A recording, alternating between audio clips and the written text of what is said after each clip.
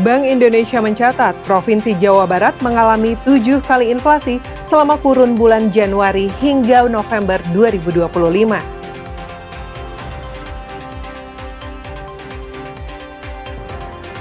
Festival Perahu Naga jadi wadah dan ajang penjaringan atlet dayung di Depok.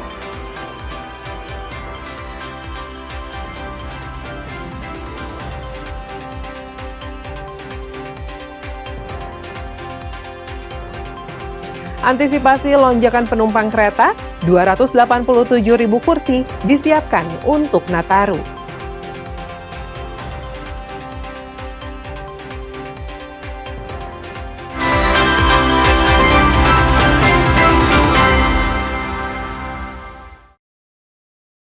Selain informasi utama tadi, kami masih memiliki informasi menarik lainnya.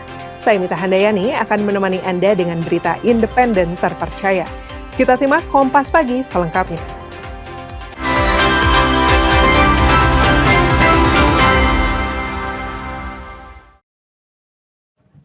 Bank Indonesia Provinsi Jawa Barat mencatat, Provinsi Jawa Barat mengalami 7 kali inflasi selama kurun waktu bulan Januari hingga bulan November 2025.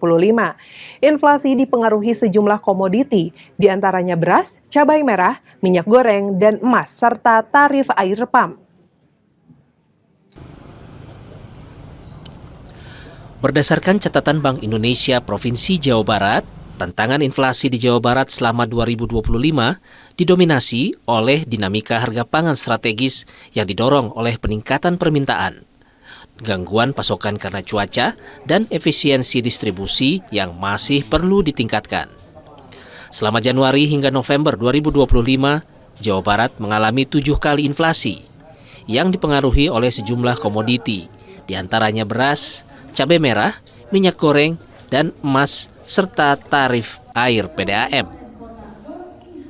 Berdasarkan hasil temuan Bank Indonesia Provinsi Jawa Barat, menunjukkan bahwa pengendalian inflasi di Jawa Barat harus dilakukan secara terarah, sesuai dengan karakteristik masing-masing wilayah.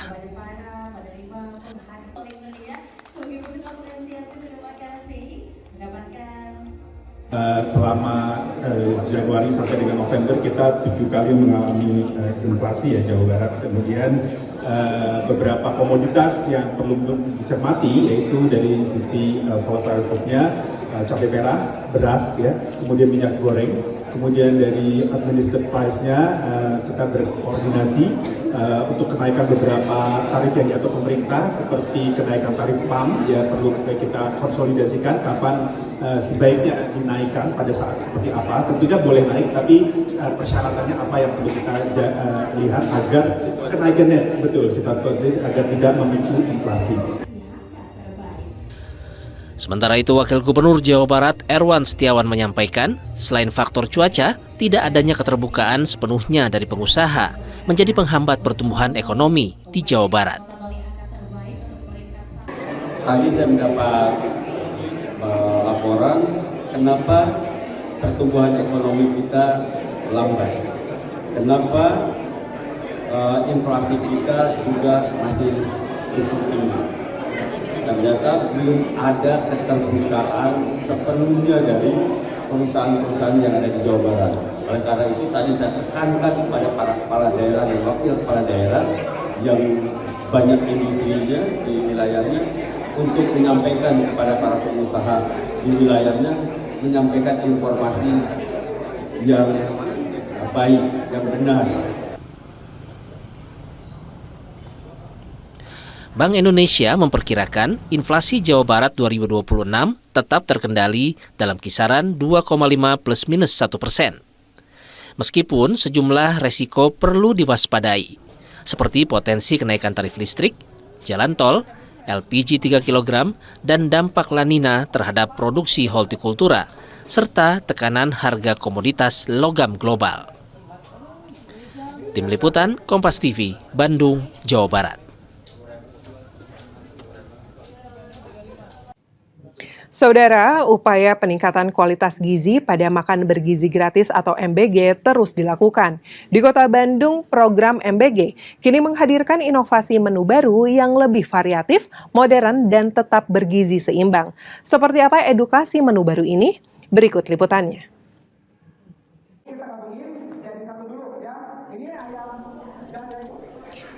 Inilah suasana edukasi menu baru Dapur Makan Bergizi Gratis atau MBG sekota Bandung.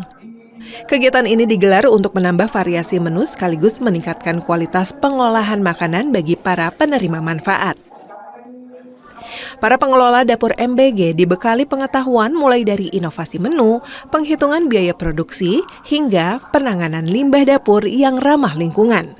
Beragam menu baru diperkenalkan, mulai dari ayam asam manis, ayam siram coklat dengan cita rasa menyerupai sate, hingga menu modern seperti spaghetti. Inovasi ini diharapkan membuat anak-anak tidak bosan dan lebih antusias mengkonsumsi makanan bergizi. Tujuannya adalah menambah variasi menu untuk dapur MBG, kemudian sekaligus bagaimana penanganan limbah untuk baik dari intern dari dapurnya juga dari ekstern dari penerima manfaat yang sudah makan, kadang kan mereka sisa di dalam di dalam ompreknya. Nah, itu sekaligus ditanganin penanganan limbahnya, dan juga ada dari Rumah Sakit Rotin Sulu yang memperhatikan tentang gizi. Tak hanya chef dan kepala dapur, kegiatan ini juga melibatkan ahli gizi. Sekitar 120 dapur MBG mengikuti edukasi ini dari total 156 dapur MBG yang tersebar di kota Bandung. Setiap menu yang diperkenalkan telah dihitung nilai gizinya dan harga pokok produksinya, sehingga dapur MBG mengetahui kandungan nutrisi sekaligus biaya yang dibutuhkan. Kalau untuk terpenuhi gizinya yang pasti itu setiap dari makanan yang disajikan itu ya, itu sesuai ada karbohidratnya, terus ada protein hewaninya, lalu ada protein nabati, ada sayur, ada buah. Untuk protein untuk makanan pokok sendiri ya, itu kalau saya sempat hitung itu sekitar untuk anak SD ya Pak ya, ini itu sekitar 1 sampai setengah porsi. Jadi kalau memang nanti di dapur itu kalau bisa memang seperti itu ya. Terus kalau untuk protein hewani itu sekitar 1 porsi, untuk nabati 1 porsi, terus untuk sayur sama untuk buahnya itu sekitar setengah sampai 1 porsi untuk per kali makan. Itu untuk mencukupi kebutuhan gizi anak-anak. Ahli gizi merekomendasikan untuk anak usia sekolah dasar kebutuhan per kali makan meliputi 1 porsi protein hewani, 1 porsi protein nabati, sayur, dan buah masing-masing 1 porsi, serta karbohidrat sekitar 100 gram atau setara 500 kalori. Dengan menu-menu baru yang lebih variatif, sederhana, dan bercita rasa modern, program MBG diharapkan semakin diterima oleh anak-anak, ibu hamil, dan ibu menyusui. Inovasi ini menjadi langkah nyata dalam menciptakan generasi yang sehat, cerdas, dan bergizi. Tim Liputan Kompas TV, Bandung, Jawa Barat.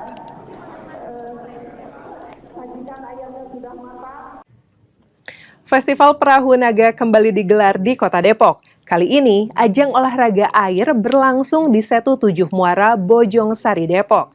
Kegiatan ini menjadi yang pertama kali digelar di lokasi tersebut sejak festival dimulai 9 tahun lalu, sekaligus menjadi wadah pembinaan bagi atlet perahu naga.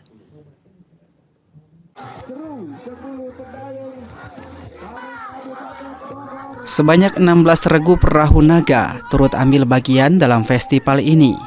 Para peserta datang dari berbagai daerah, mulai dari DKI Jakarta, Jawa Barat, hingga Banten. Keikutsertaan atlet lintas provinsi ini dimanfaatkan sebagai ajang mengasah kemampuan sekaligus penjaringan atlet potensial. Selain lomba perahu naga, panitia juga menggelar lomba perahu karet yang tak kalah menarik perhatian penonton. Perlombaan ini tidak hanya menjadi hiburan, tetapi juga membuka ruang bagi atlet dan komunitas olahraga air untuk menampilkan kemampuan mereka. Selain mendukung pembinaan atlet, pemilihan lokasi ini juga bertujuan memperkenalkan potensi Setu kepada masyarakat luas. Untuk festival perahu naga ini, kami sudah melakukan kurang lebih 9 festival perahu naga ya. Nah, kebetulan ini salah satu perdana di Setu Sawangan. Makanya tujuan kami diadakan festival perahu naga di Sawangan ingin menggali setu yang di Sawangan ini. Sebenarnya Setu Sawangan ini sangat bagus dan sangat bagus untuk dipublikasi sehingga masyarakat sekitar bisa lebih mengerti ini satu kami yang harus kita bersihkan, harus kita perdayakan. Festival ini memperebutkan piala bergilir dan hadiah uang tunai dengan total puluhan juta rupiah. Lebih dari sekedar kompetensi, ajang ini diharapkan mampu melahirkan atlet-atlet perahu naga yang dapat berprestasi di tingkat regional maupun nasional. Hidayatul Mulyadi, Kompas TV, Depok, Jawa Barat. Antisipasi lonjakan penumpang kereta, 287.000 kursi disiapkan untuk Nataru. Informasi selengkapnya usai jeda, tetaplah di Kompas Pagi.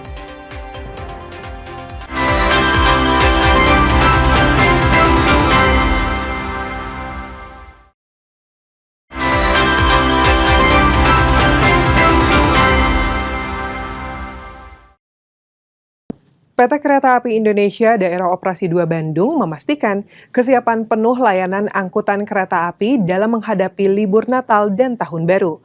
Selain menyiapkan ratusan ribu kursi, KAI juga menambah perjalanan kereta dan memberikan diskon tarif ekonomi komersial. Menghadapi lonjakan penumpang pada momen Natal dan Tahun Baru, PT Kereta Api Indonesia Daerah Operasi 2 Bandung telah menyiapkan seluruh sarana, prasarana, serta sumber daya manusia guna menjamin perjalanan kereta api yang aman, nyaman, dan lancar. Sebanyak lebih dari 287.000 kursi disiapkan untuk mengakomodasi kebutuhan masyarakat yang akan berpergian selama masa libur panjang akhir tahun. Selain itu, PT KAI juga memberikan diskon tarif kereta api kelas ekonomi komersial yang berlaku mulai 22 Desember hingga 10 Januari sebagai upaya memberikan layanan perjalanan yang lebih terjangkau bagi masyarakat. Untuk mengantisipasi lonjakan penumpang, KAI Daop 2 Bandung menambah 4 perjalanan kereta api tambahan terdiri dari 2 perjalanan tujuan Surabaya Gubeng, 1 perjalanan tujuan Kutoarjo, dan 1 perjalanan tujuan Surabaya Pasar Turi. Di sisi prasarana, KAI memastikan seluruh jalur kereta api dalam kondisi aman melalui pemeriksaan rutin yang dilakukan bersama jajaran terkait. Selain itu, sebanyak 154 petugas tambahan juga disiagakan untuk mengamankan sejumlah titik rawan serta jalur yang dilalui kereta api. Ya, pada masa Natal dan Tahun Baru 2025-2026 kali ini, kami dari PT Kereta Api Indonesia Daerah Operasi 2 Bandung telah mempersiapkan semua sarana, prasarana, dan juga SDM untuk memastikan perjalanan kereta api dapat berjalan dengan aman, nyaman, dan lancar. Di samping itu juga kita sudah menyiapkan sebanyak 287.000 lebih tempat duduk. Ini tentunya kami harapkan bisa mengakomodir kebutuhan masyarakat untuk melaksanakan Natal dan Tahun Baru pada tahun ini. PT KAI mengimbau masyarakat untuk merencanakan perjalanan sejak dini dan mematuhi seluruh ketentuan demi kelancaran perjalanan selama libur Natal dan Tahun Baru.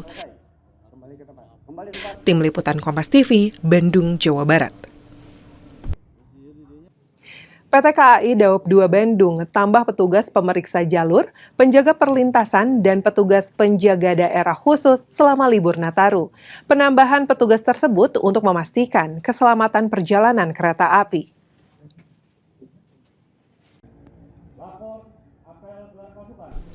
PT KAI Daop 2 Bandung menggelar apel operasi angkutan Natal 2025 dan Tahun Baru 2026. Kegiatan ini diikuti oleh manajemen dan pekerja PT KAI serta unsur pengamanan dari TNI dan Polri. Kegiatan ini menjadi wujud kesiapan KAI dalam memastikan kelancaran, keselamatan, dan kenyamanan perjalanan kereta api selama libur Nataru. PT KAI Daop 2 Bandung juga menambah 154 petugas ekstra yang terdiri dari petugas pemeriksa jalur, penjaga perlintasan, dan petugas penjagaan daerah pantauan khusus. Dari aspek pengamanan, PT KAI Daop 2 Bandung mengerahkan total 770 personel yang terdiri dari personel Polpus, security, personil kewilayahan rutin, serta personel pengamanan eksternal dari unsur TNI dan Polri. Petugas tambahan ada, kita ada petugas tambahan kurang lebih sekitar 2.300 sekian dari segala lini, mulai dari penjaga pintu perlintasan, OTC, kebersihan, semua keamanan kita sudah siapkan. Berarti menambah berapa personil itu Pak di lapangan 2000 itu? Iya, 2000 totalnya? Iya, totalnya 2.392 kurang lebih. Itu dipecah-pecah. Ada pengamanan, penjagaan daerah rawan, OTC, K2, semua di sana. Termasuk cuci kereta, semua kita ada tenaga tambahan. Menghadapi perubahan cuaca ekstrim, PT KAI Daop 2 Bandung melakukan pengawasan di 53 daerah, pantauan khusus yang meliputi titik rawan tanah labil, longsor, banjir, dan jembatan rawan. Reza Pratama, Kompas TV, Bandung, Jawa Barat. Pemerintah Kota Bandung menyiapkan berbagai kegiatan dan event menarik untuk menyambut perayaan Natal dan Tahun Baru atau Nataru 2025. Ragam acara ini diharapkan mampu menarik wisatawan sekaligus menggerakkan sektor pariwisata dan ekonomi kreatif di Kota Bandung.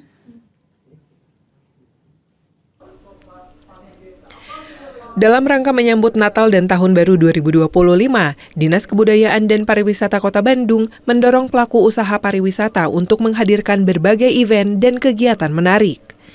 Tidak hanya hotel, kegiatan juga digelar oleh restoran, kafe, hingga destinasi wisata yang tersebar di berbagai wilayah Kota Bandung.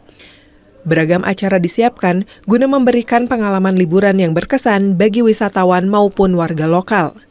Pemerintah Kota Bandung mengajak seluruh pelaku usaha pariwisata untuk berkolaborasi menciptakan suasana kota yang ramah dan menarik bagi pengunjung. Selain itu, masyarakat Kota Bandung juga diajak untuk memanfaatkan momentum libur akhir tahun ini dengan bersama-sama menjaga kenyamanan, keramahan, dan citra positif kota. Diharapkan, suasana tersebut dapat membuat Kota Bandung semakin dirindukan dan menjadi tujuan wisata favorit yang terus dikunjungi wisatawan. Kota Bandung dalam rangka menyambut Natal dan Tahun Baru Nataru tahun 2025 tentu menyiapkan berbagai event kegiatan dan kegiatannya sangat beragam, diadakan oleh hotel-hotel, resto, kafe, dan juga destinasi wisata. Kami dari Dinas Kebudayaan dan Pariwisata Kota Bandung mengajak para warga semua, ya, bukan hanya di Kota Bandung, tapi juga dari luar Kota Bandung, mari kunjungi Kota Bandung untuk bisa mengetahui apa saja event yang ada dan sebagainya. Kita punya satu media, itu media Instagram, juga ada TikTok, ya. Melalui berbagai kegiatan ini, pemerintah Kota Bandung optimis kunjungan wisatawan selama Nataru 2025 akan meningkat dan memberikan dampak positif bagi perekonomian daerah. Tim Liputan Kompas TV, Bandung, Jawa Barat.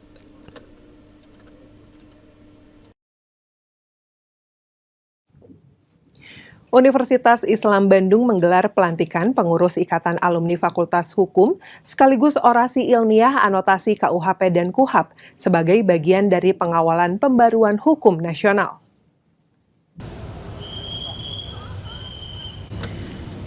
Universitas Islam Bandung melantik pengurus Ikatan Alumni Fakultas Hukum atau IKFH Unisba dalam acara yang dirangkaikan dengan orasi ilmiah anotasi Kitab Undang-Undang Hukum Pidana dan Kitab Undang-Undang Hukum Acara Pidana. Kegiatan digelar di Aula Utama Unisba. Pelantikan ini menjadi momen konsolidasi alumni sekaligus ruang diskusi akademis terkait pembaruan hukum pidana material dan hukum acara pidana. Acara dihadiri Wakil Menteri Hukum Republik Indonesia, pimpinan fakultas, serta alumni Fakultas Hukum Unisba dari berbagai angkatan. Usai prosesi pelantikan, acara dilanjutkan dengan orasi ilmiah yang menekankan pentingnya anotasi KUHP dan KUHAP. Anotasi ini dipandang perlu untuk memberikan penjelasan komprehensif terhadap norma pidana dan mekanisme penegakan hukum agar tidak menimbulkan multitafsir dalam implementasinya. Wakil Menteri Hukum Republik Indonesia menyampaikan pembaruan KUHP dan penyempurnaan KUHAP merupakan bagian dari reformasi hukum nasional. Menurutnya, keterlibatan akademisi dan alumni Fakultas Hukum sangat strategis dalam memberikan edukasi hukum yang utuh kepada masyarakat. Penyitaan terhadap barang atau benda yang tidak ada kaitannya dengan tindak pidana yang disangkakan. Ini pun menjadi objek pra-peradilan. Hal lain di dalam KUHP baru kita mengatur cukup detail mengenai tindak pidana yang dilakukan oleh korporasi mulai dari penyidikan, penuntutan, pemeriksaan sidang sampai putusan pengadilan. Dan yang terakhir, kita memperkenalkan sistem peradilan pidana berbasis teknologi informasi. Sementara itu, Ketua Panitia IKA Fakultas Hukum Unisba, Irfan Arifian menyampaikan, kegiatan ini tidak hanya bersifat seremonial, namun juga menjadi ruang akademis untuk memperkuat peran alumni dalam merespons dinamika pembaruan hukum nasional. Oke, baik. Kita Ikatan Keluarga Alumni Fakultas Hukum Unisba merespon isu-isu kekinian pastinya, karena kita concern tentang itu dan kita akan mengawasi jalannya proses yang telah diundangkan, dalam hal ini KUHP nasional baru kita dan KUHP yang akan dilakukan 2026 mendatang. Nah, kita akan mengawasi jalannya undang-undang tersebut, apakah efektif, apakah efisien bagi para praktisi, para penegak hukum, dan mencerminkan asas-asas keadilan yang telah digariskan atau tidak. Di tempat yang sama, Dekan Fakultas Hukum Unisba Profesor Efik Yusdiansyah menegaskan, Fakultas Hukum memiliki tanggung jawab akademis dalam mengawal pembaruan KUHP dan KUHAP. Menurutnya, sinergi antara kampus dan alumni menjadi kekuatan dalam menjembatani teori dan praktik hukum. Pertama, tentu kami mensosialisasikan terkait dengan kebijakan yang akan diberlakukan di bulan Januari tahun 2026 terkait dengan hukum pidana, baik hukum pidana material maupun pidana formal. Tentu di samping itu ada harapan-harapan dari kami, dari perguruan tinggi terkait dengan pelaksanaannya. Tentu harapan-harapannya terkait dengan apa? Terkait dengan agar pemberlakuannya bisa memberikan manfaat yang sebesar-besarnya kepada masyarakat. Melalui pelantikan pengurus IKFH Unisba dan orasi ilmiah ini, diharapkan terbangun sinergi antara pemerintah, akademisi, dan alumni dalam mengawal implementasi pembaruan KUHP dan KUHAP demi terwujudnya sistem hukum pidana nasional yang berkeadilan dan berkepastian hukum. Tim Liputan Kompas TV, Bandung, Jawa Barat. Menu spesial Natal berikut ini dapat menjadi pilihan untuk menemani perayaan Natal tahun ini bersama keluarga. Informasinya sesaat lagi, tetaplah di Kompas Pagi.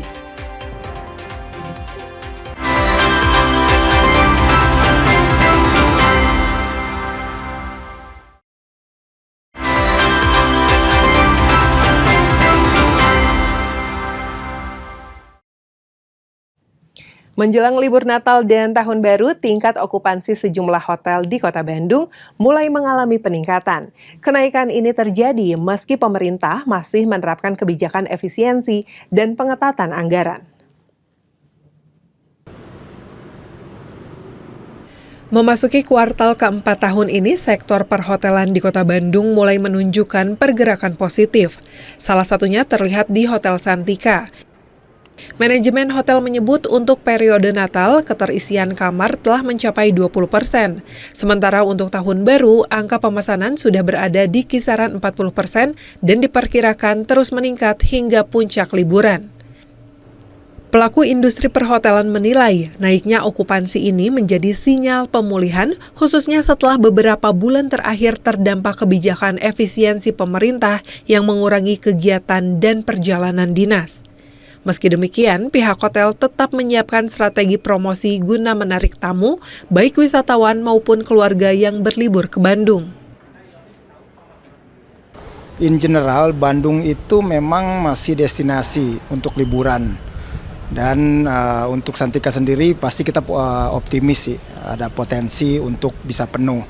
Ya, di Bandung itu tren market memang last minute karena dengan adanya travel, adanya WUS, biasanya 1 minggu atau 2 minggu sebelum festive season itu baru terisi. Sekarang ini kita masih 20% okupansi untuk yang Christmas, ya 40% udah untuk yang tahun baru. Untuk menarik minat tamu, Santika Hotel pada Natal menyediakan set menu dinner, sementara Tahun Baru tersedia buffet all you can eat. Dengan tren peningkatan ini, industri perhotelan optimistis libur Nataru dapat memberi dorongan positif bagi perekonomian Kota Bandung. Sunandar, Kompas TV, Bandung, Jawa Barat.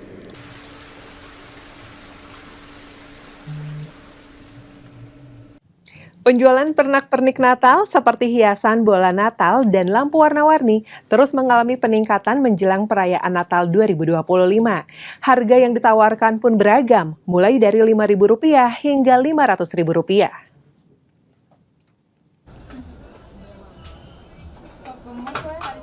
Jelang Hari Raya Natal 2025, penjualan pernak-pernik Natal mulai meningkat di sejumlah pusat perbelanjaan dan toko dekorasi. Seperti di toko pernak-pernik Natal Bunda Sinta di Jalan Cibadak nomor 58A, Kota Bandung ini. Berbagai hiasan mulai dari bola pohon Natal, rangkaian salju buatan hingga lampu warna-warni menjadi barang paling diburu para pembeli. Bola Natal, slinger, pohon Natal, dan pernak-pernik Natal lah, semua.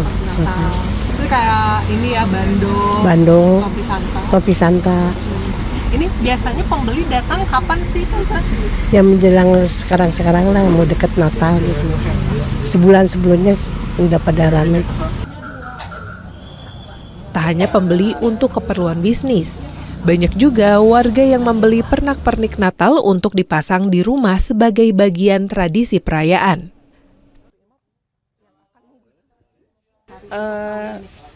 Saya biasanya tiap tahun tuh beda tema. Kalau kemarin juga saya kesini ke toko ini. Kemarin rose gold, sekarang pinginnya temanya merah sama gold. Kayak gitu. Ya, lagi nyari yang apa sih sebetulnya slinger ya, slinger yang gold. Kayak gitu. Iya. Kalau aksesoris lain nyari nggak, Bu? Kayak misalnya topi Santa atau lainnya? Selalu cari. Cuman kebetulan memang masih ada di rumah, tapi ketika ada yang baru selalu saya beli. Tak hanya pembeli untuk kebutuhan pribadi, namun para pelaku usaha dekorasi juga mulai membeli dalam jumlah besar. Harga pernak-pernik yang dijual pun beragam, mulai dari Rp5.000 untuk ornamen kecil hingga Rp500.000 untuk pohon Natal. Tim Liputan, Kompas TV, Bandung, Jawa Barat. Momen Natal identik dengan kebersamaan dan santapan istimewa. Beberapa waktu yang lalu saya sempat mengunjungi Hotel Santika untuk melihat dan mencoba set menu spesial Natal yang dapat menjadi pilihan untuk menemani perayaan Natal tahun ini bersama keluarga dan orang-orang terdekat. Berikut liputan selengkapnya.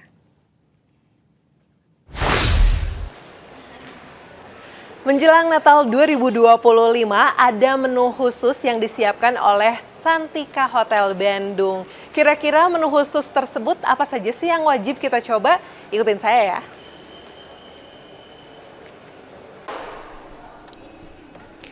Bagi Anda yang masih mencari inspirasi hidangan Natal di tahun 2025, saya akan mengajak Anda menikmati set menu Natal yang disiapkan khusus oleh Hotel Santika Bandung. Kali ini saya juga ikut langsung dalam proses penyajiannya bersama chef Hotel Santika Bandung. Menyantap hidangan khas di momen Natal menjadi tradisi di banyak keluarga. Menyambut Natal 2025, Hotel Santika Bandung menyiapkan rangkaian set menu lengkap, mulai dari hidangan pembuka hingga penutup yang dirancang untuk menghadirkan suasana hangat dan penuh kebersamaan. Sebagai pembuka, tamu disuguhi Amuse Bound Soft Roll berpadu dengan chimichurri beef cucumber salad, memberikan cita rasa segar yang menggugah selera sejak awal santapan. Untuk menghadirkan kehangatan, creamy pumpkin soup dengan brown sage grissini disajikan sebagai hidangan pembuka. Sementara itu, menu utama berupa classic chicken steak lengkap dengan sayuran serta dark sauce menjadi sajian utama dalam satu set yang seimbang dan mengenyangkan. Sebagai penutup, Merry Christmas Chocolate Mousse Cake dihadirkan untuk melengkapi rangkaian santapan. Tak ketinggalan, healthy juice disajikan sebagai minuman pendamping menyeimbangkan keseluruhan menu Natal ini. Menu Natal 2025 sebetulnya lebih menarik karena yang disajikan itu set menu. Berbeda dengan menu yang tahun kemarin. Yang disajikan buffet, tapi untuk menu tahun ini kita menyajikan menu untuk set menu untuk Natal. dari mulai appetizer sampai di dessert.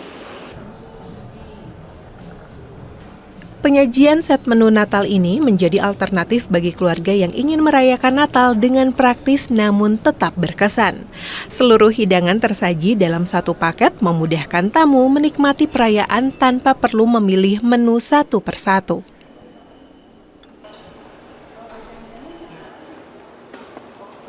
Setelah menikmati semua hidangan yang ada di depan saya, ternyata memang Christmas menu set yang ada di Hotel Santika Bandung ini enak-enak semua.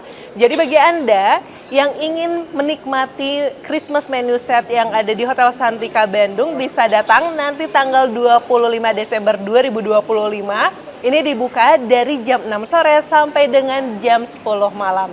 Mita Handayani, Andri Iskandar, Bandung, Jawa Barat.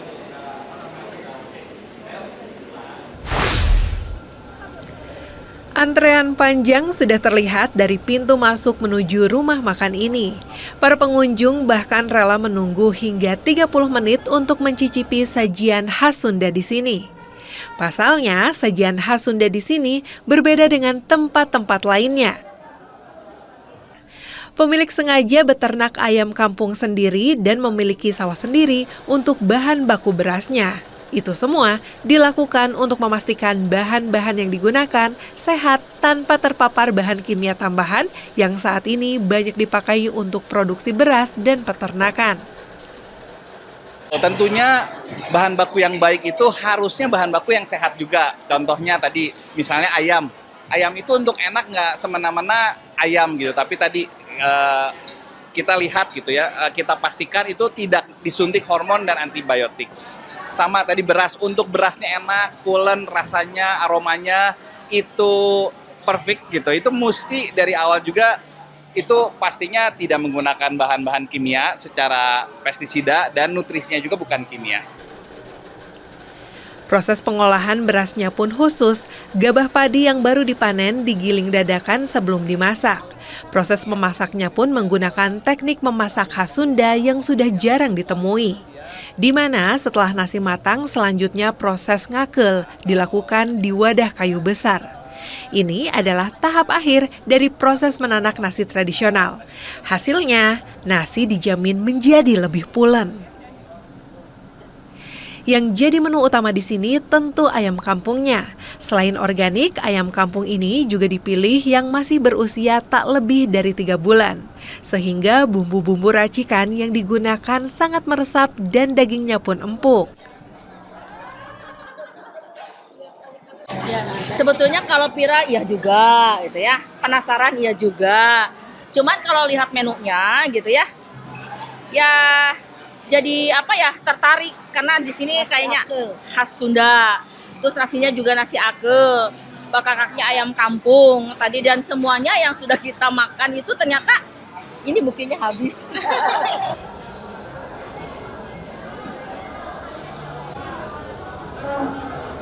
Wah, ini semua menunya udah ada di depan saya. Ngiler banget rasanya. Jadi ini udah ada ayam kampung muda lengkuas. Dan juga ini nih yang jadi inceran saya. Tempe goreng, tapi bukan tempe goreng biasa. Ini adalah tempe goreng bawang putih. Dan tentunya ini nih yang tadi saya sudah bantu masnya gitu ya untuk mempersiapkan. Ini adalah nasi putih organik yang pulennya ini bisa dicoba. Udah gak sabar, langsung aja kita cobain yuk.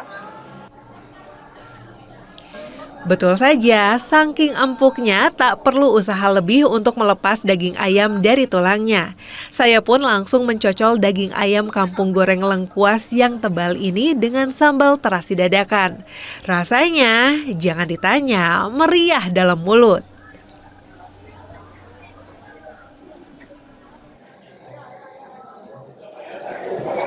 Aduh, sedap banget. Emang paling pas kalau udah makan Sunda-Sundaan yang pedes, diminumnya pakai teh panas tawar. Tadi saya udah cobain semuanya enak sekali, apalagi ayam kampung muda goreng lengkuas. Mantap banget. Jadi kalau Anda yang mau cobain semuanya yang ada di sini, bisa langsung aja ke rumah makan Abah Harja yang ada di kawasan Halimun, Kota Bandung. Dari Bandung, Jawa Barat, Fida Latas, Reza Pratama melaporkan. Saya mau lanjut makan.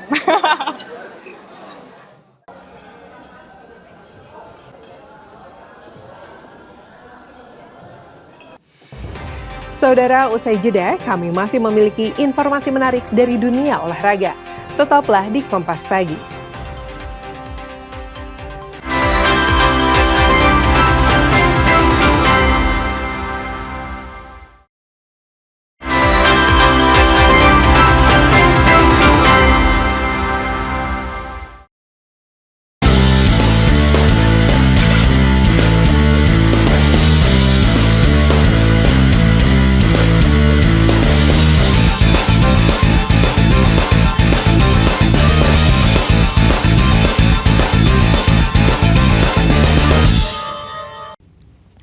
Dari arena SEA Games Thailand 2025, Timnas Bola Basket Putri Indonesia melangkah ke semifinal SEA Games 2025 setelah mengalahkan Singapura dengan skor akhir 7-7, 3-7.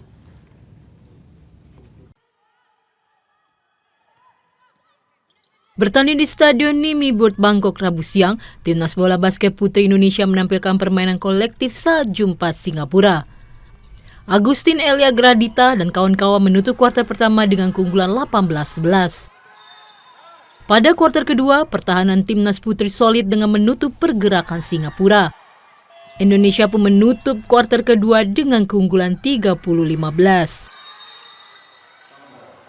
Unggul jauh, Indonesia semakin meninggalkan Singapura dengan mencetak 26 poin pada kuarter ketiga. Dan di kuarter terakhir, permainan Timnas Putri Indonesia sempat mengendur. Tetapi poin tidak dapat dikejar lawan. Laga pun berakhir 77-37. Di semifinal, Indonesia telah ditunggu Filipina.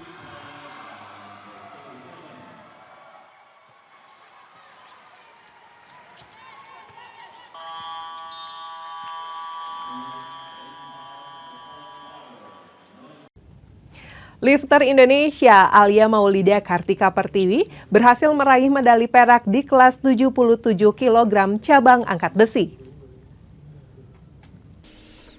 Indonesia menambah perolehan medali dari cabang angkat besi nomor 77 kg putri. Lifter Alia Maulida Kartika Pertiwi meraih medali perak dengan total angkatan 206 kg pada final SEA Games Thailand 2025. Medali emas disabet wakil tuan rumah Thailand, Taing Dekalida, dan perunggu Vietnam, Nguyen Thi Puong. Sementara Timnas Esports kategori Game Mobile Legends Beng Beng Putri dan Putra meraih medali perunggu di SEA Games 2025 Thailand. Timnas Esports Indonesia kategori Game MLBB Putri harus puas raih medali perunggu SEA Games 2025 Thailand. Sebelumnya, Vivian dan kolega kandas pada babak semifinal melawan Filipina. Gagal pertahankan medali emas yang terakhir direbut saat tampil di Pesta Olahraga Asia Tenggara Kamboja, Timnas MLBB Putri tak mengendurkan permainan. Tampil solid dan cerdik, para Srikandi MLBB Indonesia menaklukkan permainan Myanmar dengan skor 3-0 tanpa balas. Timnas Futsal Putra Indonesia menelan kekalahan tipis atas Vietnam dalam laga SEA Games Thailand 2025. Gol Tu Minh Quang menjadi mimpi buruk tim Merah Putih.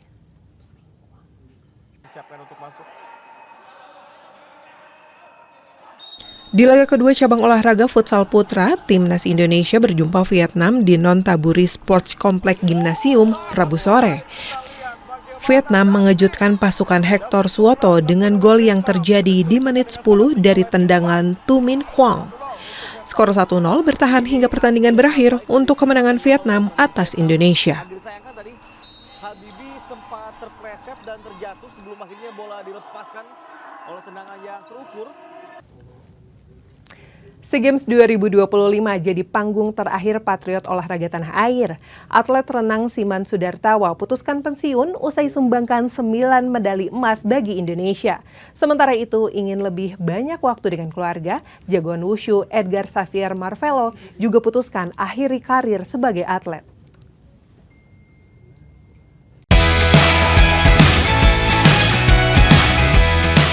Jauh sebelum era Jason Donovan, renang Indonesia punya sosok atlet kebanggaan dalam diri Igede Siman Sudartawa.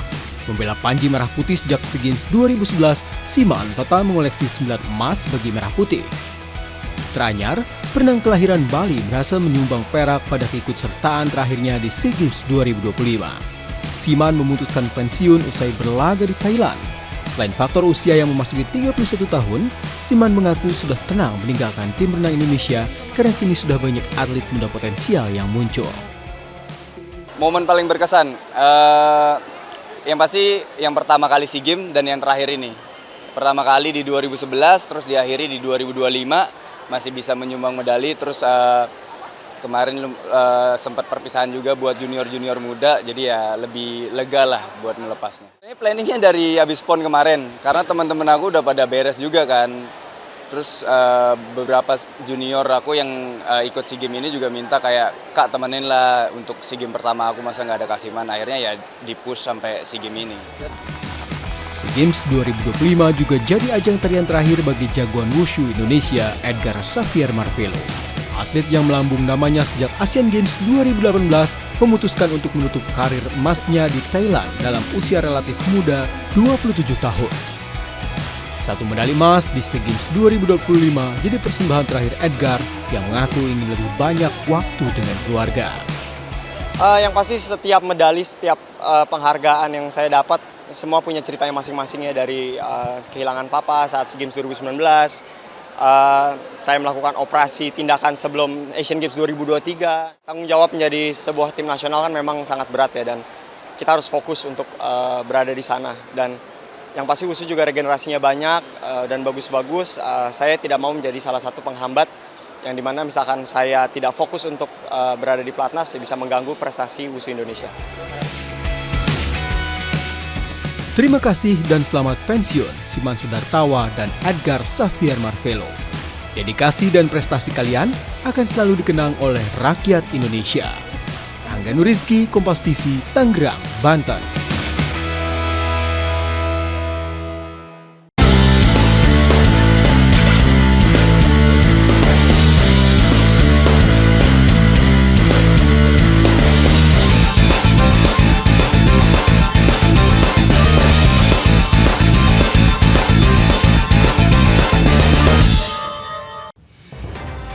Pelaku ujaran kebencian Adimas Firdaus atau Resbob ditetapkan sebagai tersangka.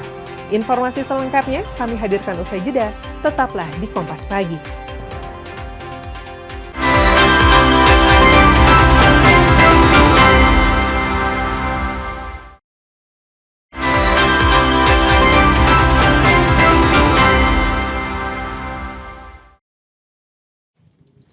Pelaku ujaran kebencian Adimas Firdaus atau Resbob terancam hukuman penjara 6 tahun. Hasil pemeriksaan polisi, uang menjadi motivasi Resbob melakukan ujaran kebencian. Polda Jawa Barat tetapkan Adimas Firdaus sebagai tersangka pelaku ujaran kebencian terhadap suku Sunda di media sosial. Pelaku ditangkap jajaran Direktorat Reserse Cyber Polda Jawa Barat di wilayah Unggaran, Semarang, Jawa Tengah. Sebelum ditangkap, pelaku sempat ke kota Surabaya, Jawa Timur.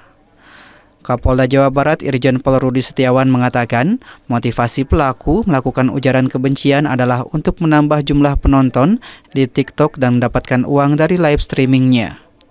Untuk mempertanggungjawabkan perbuatannya, Resbob terancam hukuman 6 tahun penjara. Dari ujaran yang cukup heboh, saya meyakini bahwa Resmob ini sudah mengetahui ini bakal viral. Dengan viral tersebut, maka viewernya akan banyak. Yang nyawer banyak. Dan tentunya dapat keuntungan. Oleh sebab itu, maka pasal-pasal yang tadi kita sebutkan itu sudah sangat memenuhi unsur bahwa dia mentransmisikan tadi tayangan itu dan mendapat keuntungan.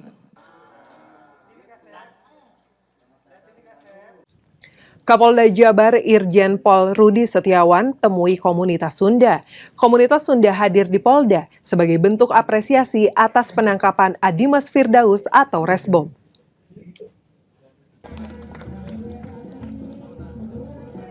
Setelah melakukan konferensi pers terkait penangkapan Adimas Firdaus atau Resbob, Kapolda Jabar Irjen Pol Rudi Setiawan temui komunitas Sunda yang hadir di Polda Jabar dan didaulat untuk naik kuda renggong. Kehadiran komunitas Sunda ini sebagai bentuk apresiasi setelah Polda Jawa Barat menangkap Adimas Firdaus atau Resbob setelah melakukan ujaran kebencian terhadap suku Sunda di media sosial. Kapolda Jawa Barat Irjen Pol Rudi Setiawan juga mengatakan tidak ada tempat bagi pelaku ujaran kebencian karena perbuatannya tidak mencerminkan rasa persaudaraan. Kami Polda Jabar, penegak hukum, semuanya tidak akan memberikan ruang kepada pelaku-pelaku yang menyebarkan ujian kebencian. Dan saya tidak lupa mengucapkan banyak terima kasih kepada seluruh masyarakat etnis Sunda dan lain-lainnya yang senantiasa memberi dukungan. Dari mulai hari pertama, senantiasa menanyakan dukungan, berharap banyak kepada kami. Dan alhamdulillah, berkat dukungan tersebut membuat kami lebih giat lagi mencarinya dan ketemu yang bersangkutan.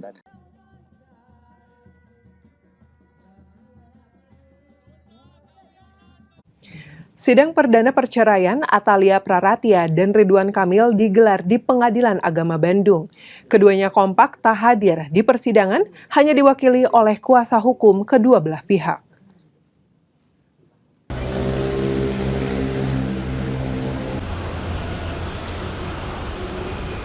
Ketidakhadiran Atalia Praratia dan Ridwan Kamil di persidangan disebutkan karena kesibukannya masing-masing. Atalia sedang ada agenda kedinasan sebagai anggota DPR RI dan Ridwan Kamil berada di luar kota. Sidang hari ini hanya memeriksa kelengkapan administrasi kedua belah pihak. Kedua kuasa hukum pun tidak membeberkan isi gugatan.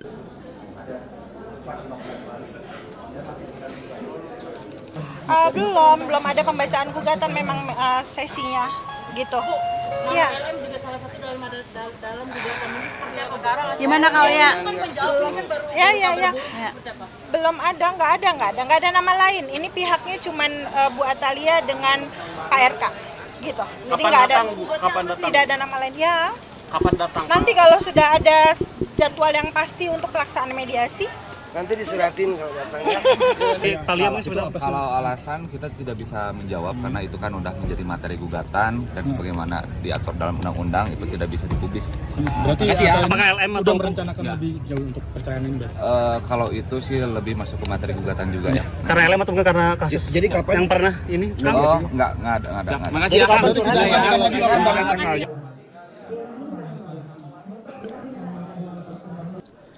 Rencananya sidang akan kembali digelar pada 21 Januari 2026 dengan agenda mediasi. Dikabarkan pihak tergugat Ridwan Kamil dan penggugat Atalia Praratia akan hadir pada sidang mediasi tersebut. Tim Liputan, Kompas TV, Bandung, Jawa Barat. Menjelang Natal dan Tahun Baru, harga kebutuhan pokok penting atau Gapokting di Pasar Ciawitali Guntur Garut alami kenaikan yang cukup signifikan sejak sepekan terakhir.